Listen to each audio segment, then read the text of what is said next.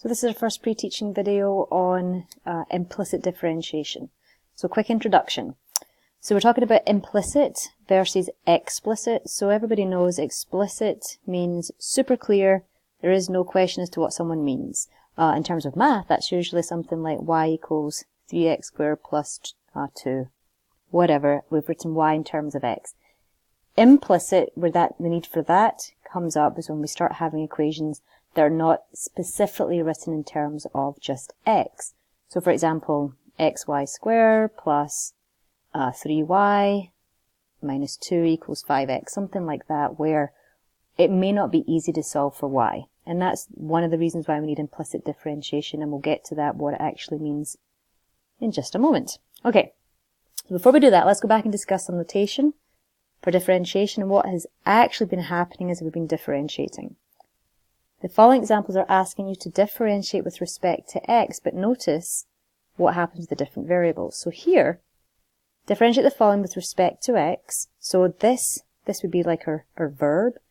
D by dx means differentiate something in terms of x. So we know we've been doing this, we've been writing it as dy by dx. This is Leibniz notation.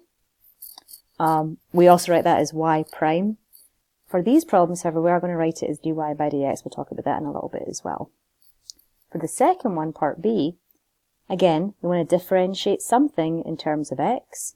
And this time, the something we want to differentiate is x. So it's dx by dx. And we know if we just differentiate the x, we'll just get 1.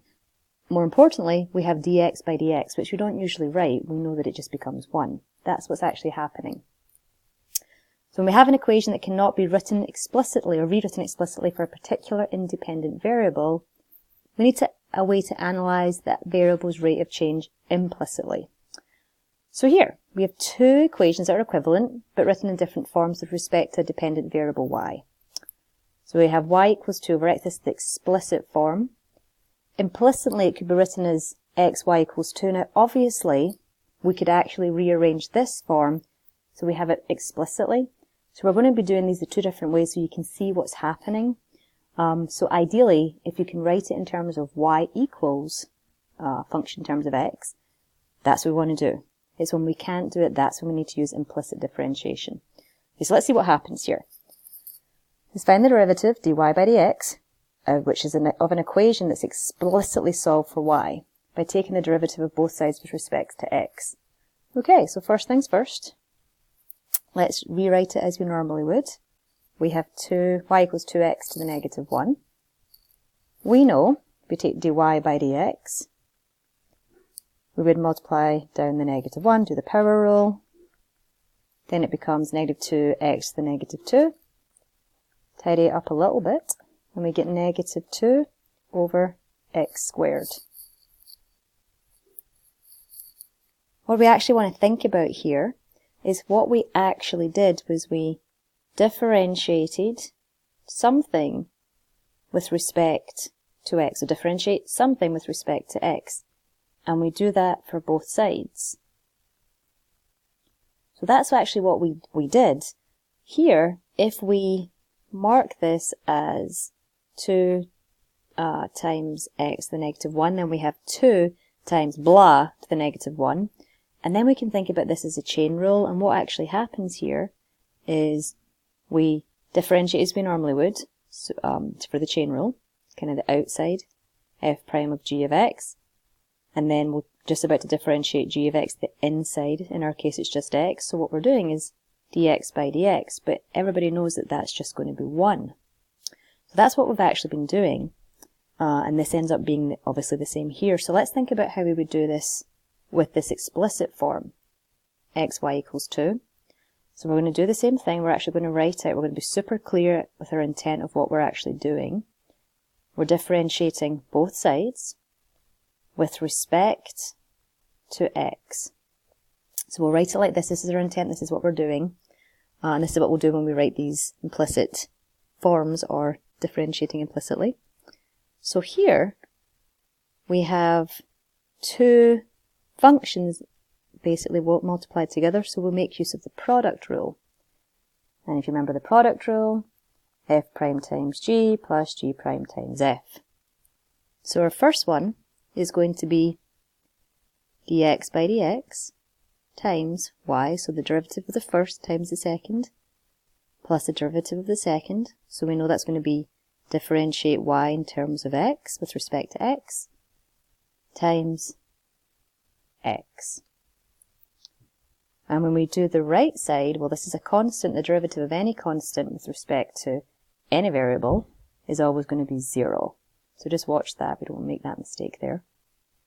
So here, this is actually all the calculus done. Now we have to do a little bit of algebra and tidy this up. Because the question says, find the derivative. This is an equation that's not explicitly solved for y. Taking the derivative of both sides, check, check. Solve for dy by dx. So, we know this is going to be 1. Let's rearrange. I want dy by dx times x equals y. And then divide both sides by x. And there we have the answer here, which is not the same here. So what happened? How can we make it the same? Well, we've done what we needed to do. If we know what y is, which is already solved here for y, or we can rearrange this one for y is 2 over x. And if I substitute that in, actually negative, then we've got negative 2 over x all divided by x, and then dy by dx ends up being negative 2 over x squared, just like we had in the first one. Okay, so very, very basic introduction to implicit differentiation.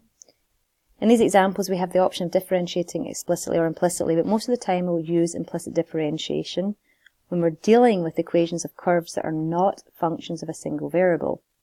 These equations have power of y greater than 1, making it difficult or sometimes impossible to explicitly solve for y. For such equations, we'll be forced to use implicit differentiation, then solve for dy by dx, which will be a function of either y alone or both x and y. So, for class, things to be thinking about. If an equation is not explicitly solved for a dependent variable, it does not mean that it cannot be. So your first step should always be to analyze whether it can be solved explicitly. This will make the problem a little easier, and your derivative will be a function of a single variable. So if it can be solved for y, that's what we do. Important note B, when differentiating implicitly, you must show that you're taking the derivative of both sides with respect to x. So derivative of the left, derivative of the right. We're showing our intent. And then C, it does not matter if you use dy by dx or y prime. We just have to be really careful not to mistake y prime for y to the first power, because it's not the same. This is just much better because it stands out much clearer in these problems.